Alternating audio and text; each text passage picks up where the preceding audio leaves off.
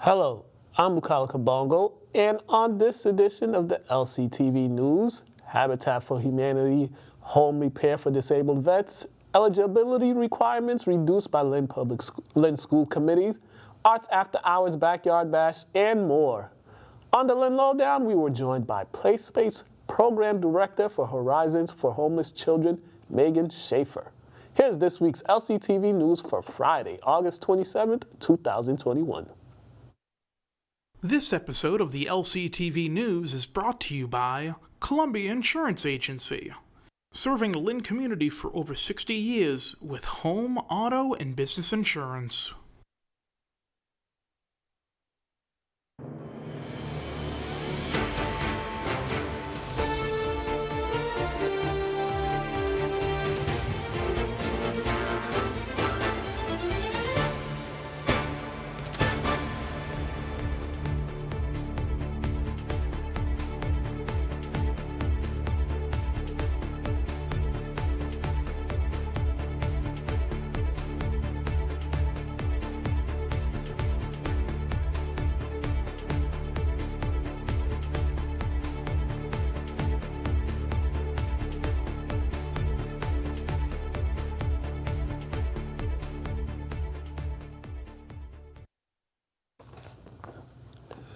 Habitat for Humanity is set to begin their very first aging-in-place home repair for disabled vets in Lynn.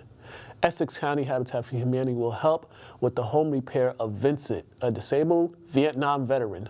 Vincent's home is in need of a new roof, kitchen tiles need replacement, broken gutters, and unsafe entry points. Essex County Habitat for Humanity is calling for volunteers to help with the repair of Vincent's home. For those interested in volunteering or donating to help with the repairs, they should visit www.essexcountyhabitat.org. Lynn Public School student athletes will have new criteria to be eligible to participate in fall sports. Regardless of their grades from the spring semester, the Lynn School Committee chose to go away from the Lynn Public Schools athletic eligibility and go with the MIAA minimum requirements. Normally, students failing 2 courses would not be eligible to participate in athletics. With the new requirements, students must pass 2 of the 4 main courses in each academic marking period. Students who do not meet criteria and are declared ineligible, they cannot participate in any athletic competition. This according to the MIAA handbook. With this new rule, there will be approximately 25 eligible students out of 49 who do not meet the academic criteria to participate in athletics. This new requirement only applies to fall sports. Winter and spring sports will have the normal requirements for participation. To watch the full school committee meeting, visit lyntv.org.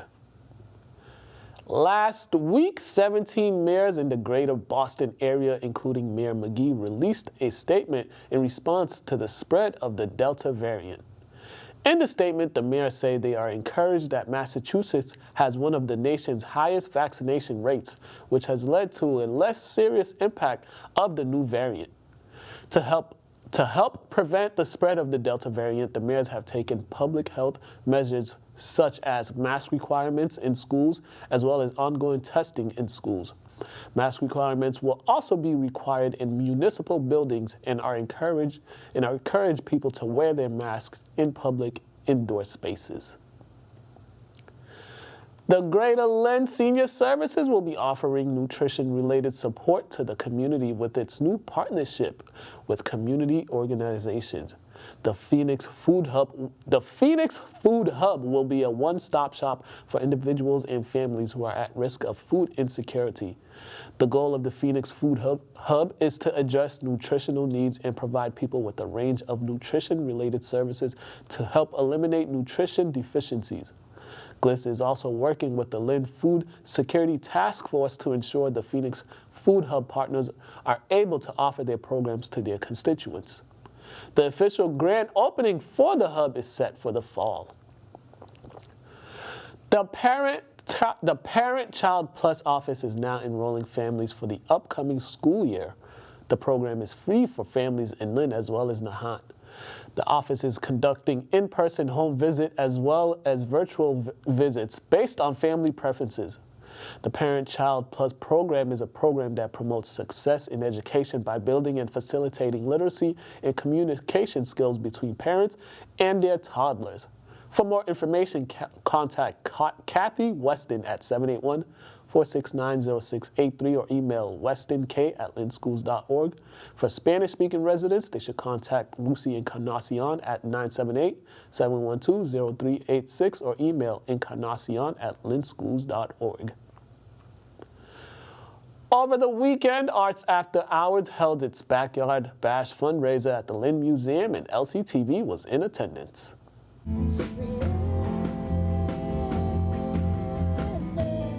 Thank you so much for coming out to our We're Backyard Bash.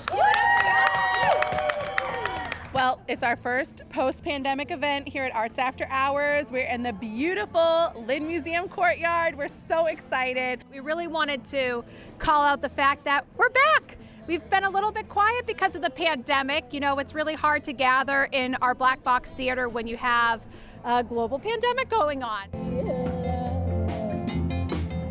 Just so great to see you all. Thank you so much for supporting Arts After Hours. It's obviously been an incredibly difficult time for everyone, especially community theaters like ours. We're just so happy to be celebrating today with everybody in all of our community, and so many people are coming out. It's just so much fun. We're having a great time. So it's great to see all of our supporters back out now that we're ready to start producing theater that our community loves and really thrives on.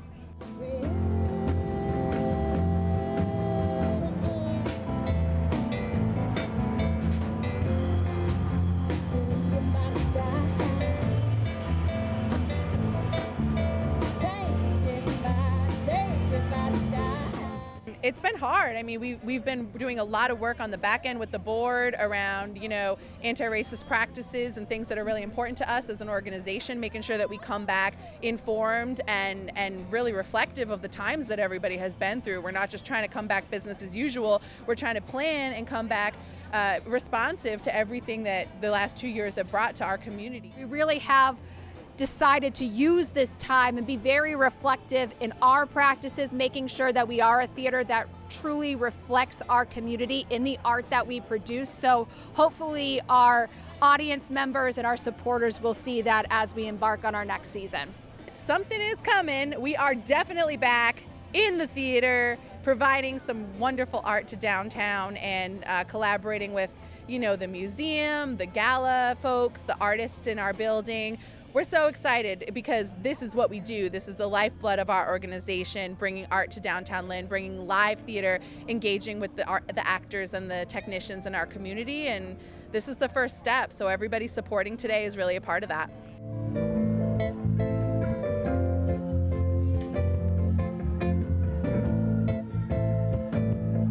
On Wednesday, the Mass Senior Action Council held a mayoral forum at St. Stephen's, and LCTV was on hand. Today, you heard a vast array of issues people deal with in Lynn, from the high cost of health care and housing to lack of proper food and transportation. We all know there are many challenges facing the city, but there is great opportunity. We know the city is receiving over tens of millions of dollars in stimulus money. And if the money is used to address the root causes of the problems, we can build a better community. We want to know what your plans will be to determine how to create a budget for the stimulus money, and how will residents be able to have input on the allocation of the funding. To watch the full forum, visit lyntv.org. And now for the sports update.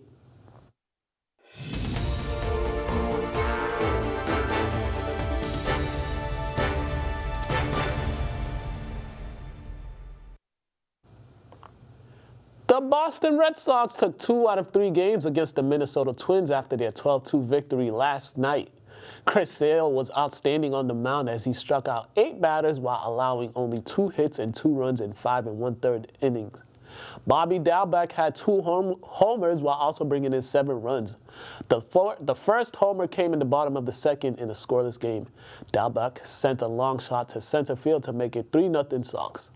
In the bottom of the 7th, with a comfortable 10-2 lead, Dalbec would hit a 2-run homer to give the Sox the 12-2 lead.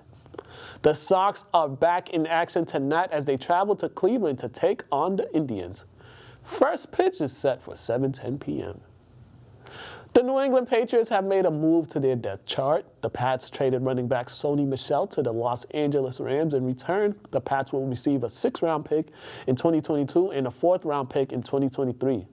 Michel is coming off a season-low 449 yards while playing a total of 9 games in 2020. On this week's Lynn Lowdown, we spoke with Meghan Schafer. Here's this week's Lowdown.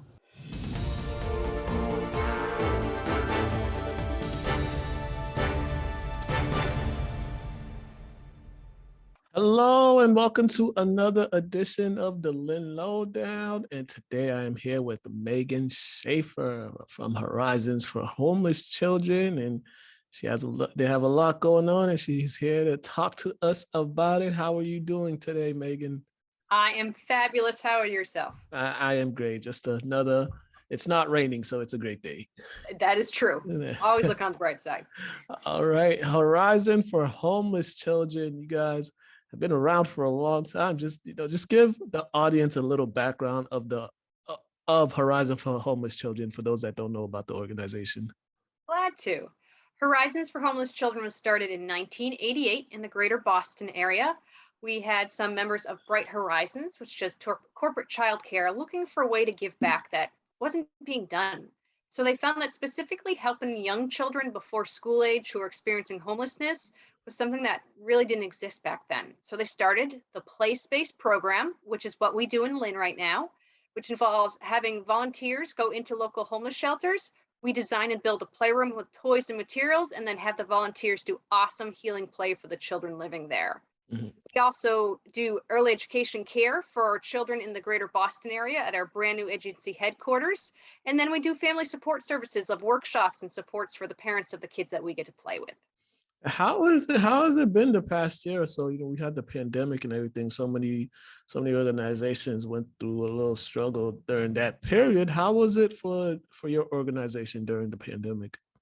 It was the height tough. Of the pandemic, I should say. Yes, absolutely. It was tough. We ended all of our in-person programming in March of 2020 and went completely to virtual. So we started to transition to doing online play sessions as much as possible. I actually started to star in my own YouTube show with a puppet to try and get kids engaged, which was super fun. We brought food to the families to make sure that they had the food they needed, and we brought toys and play activity booklets to help the parents connect with the children. Mm-hmm. So it was very much a unique and new way for us to work with the kids, but we actually took it as an opportunity to kind of reflect and change it up. And we started to not only support the children, but change in the Playspace program to support the parents as well by designing and creating new parent support workshops to help them, because we know, if our volunteers can't be there to play, their parents are really always their best play partners. So we want to make sure they have all the tools they need to have a great play experience with the kids. So it was tough. Luckily, starting in July, we were able to start slowly opening our early education care centers. And then starting this March of 2021, we started with outdoor play space shifts at our shelters, and we're slowly moving back to our indoor playrooms right now. How did you guys see the difference with the children when they returned? Did your organization notice a difference in just the children from not being able to be outside and play for such a long time, and then coming back when you guys open up the space again for them to come and play? Absolutely. There was definitely some differences seen. For the families who are living in shelter, a lot of them, they had to quarantine in their room. So the entire family basically spent months at a time in one room. I mean, that's just overwhelming to even think about. And so this really impacted their ability to use a lot of their big gross muscles, their arms, their legs, their necks.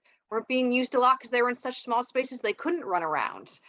They didn't have access to as many toys because, again, you're in a small room, you have little space, you don't necessarily have the ability to have extra stuff around. So when they came back to us, they definitely needed one-on-one attention. They needed someone different in their lives to really pay attention to them, to care for them, to help them to really re-engage with the world again and feel safe doing that. So we really tried to lower our ratios and make sure we had more volunteers around now for each child to be able to have those interactions, and be patient and let that re-socialization slowly happen at their pace and at their speed. And as this year has progressed, what are some things that you've noticed yourself about having them back doing activities? What were some takeaways what were some takeaways that you had?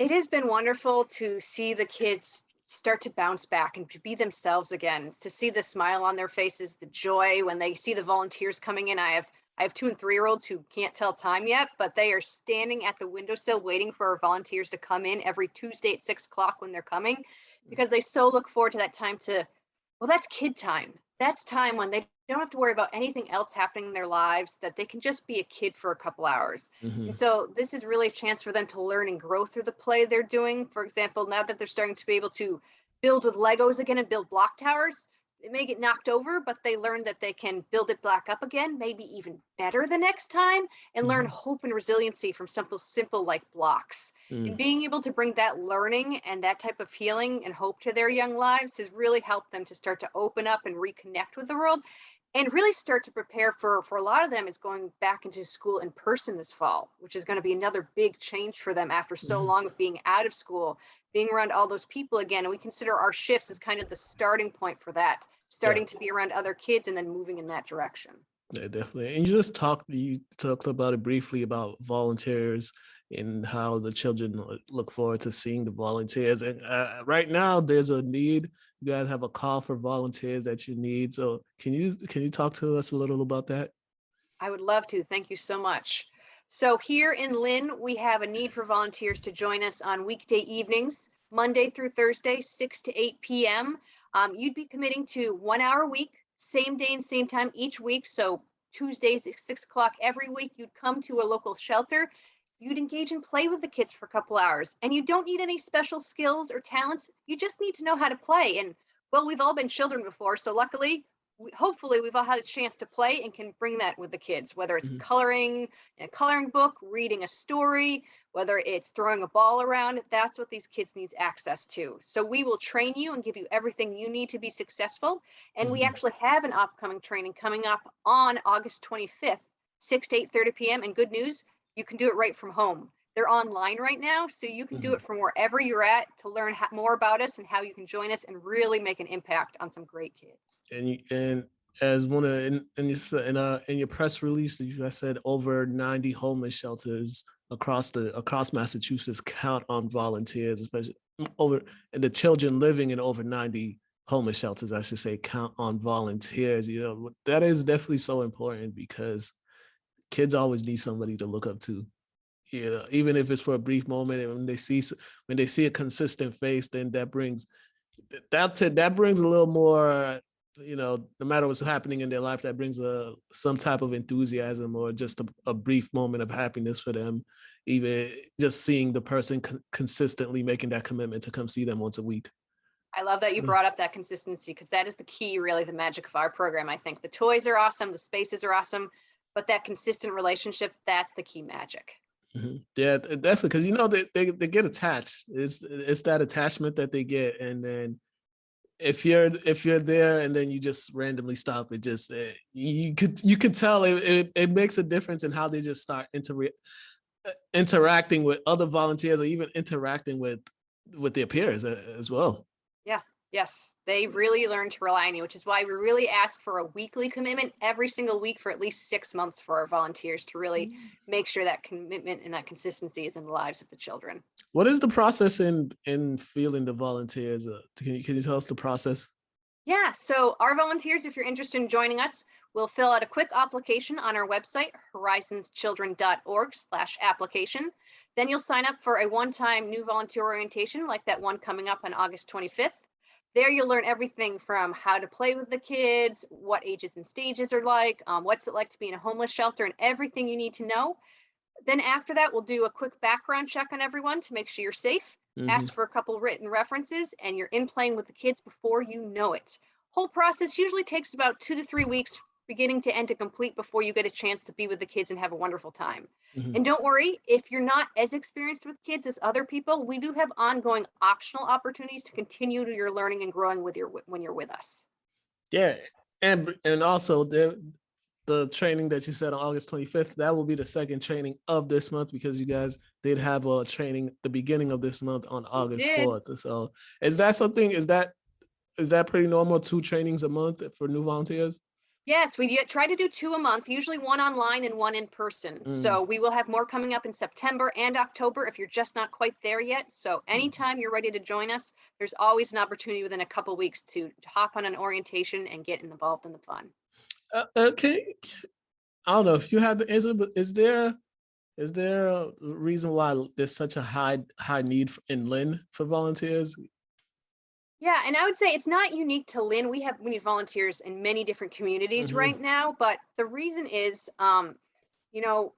there are many causes to homelessness. It's a very complex issue, but especially in Massachusetts, one of the leading causes is the cost of rent in our state. With the cost of rent, if you're making minimum wage right now, the average 2-bedroom apartment, you're going to need to make at least $35 an hour or work 110 hours a week to be able to adequately afford that.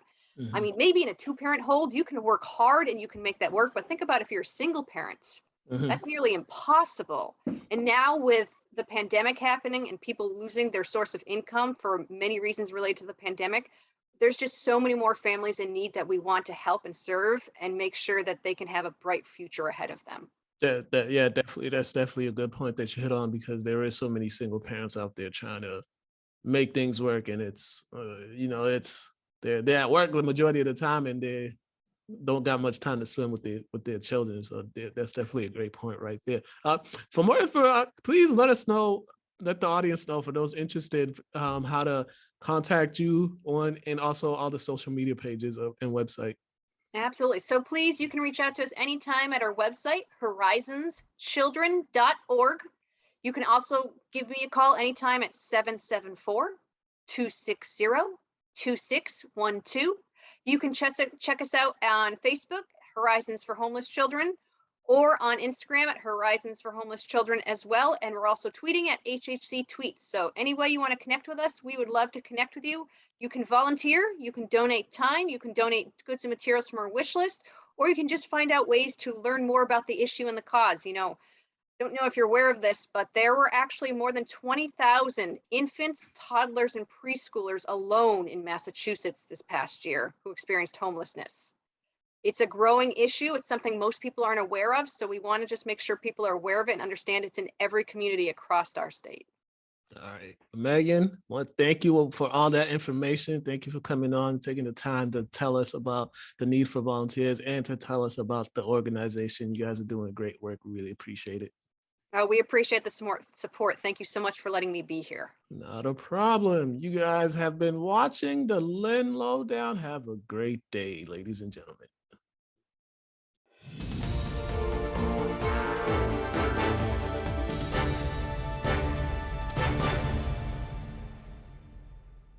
And now time for local events from the community calendar.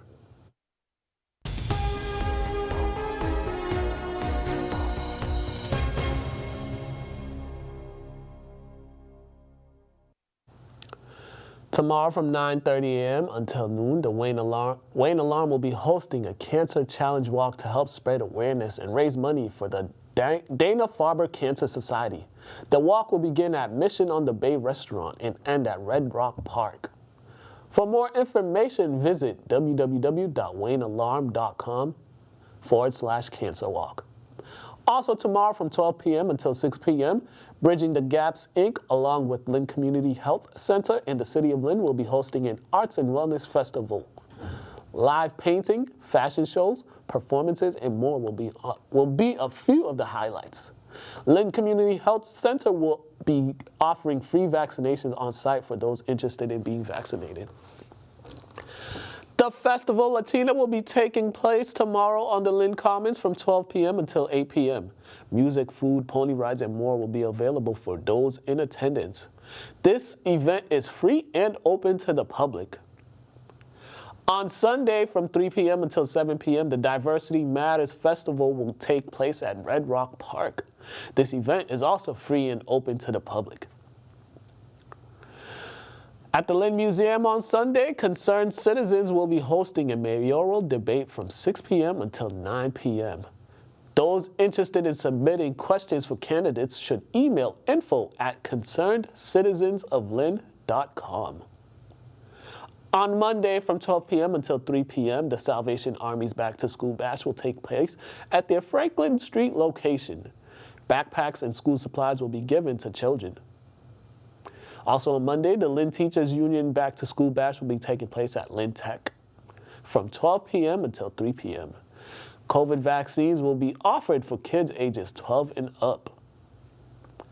The North Shore Latino Business Association will be hosting a candidate night Monday evening from 6 p.m. until 8 p.m.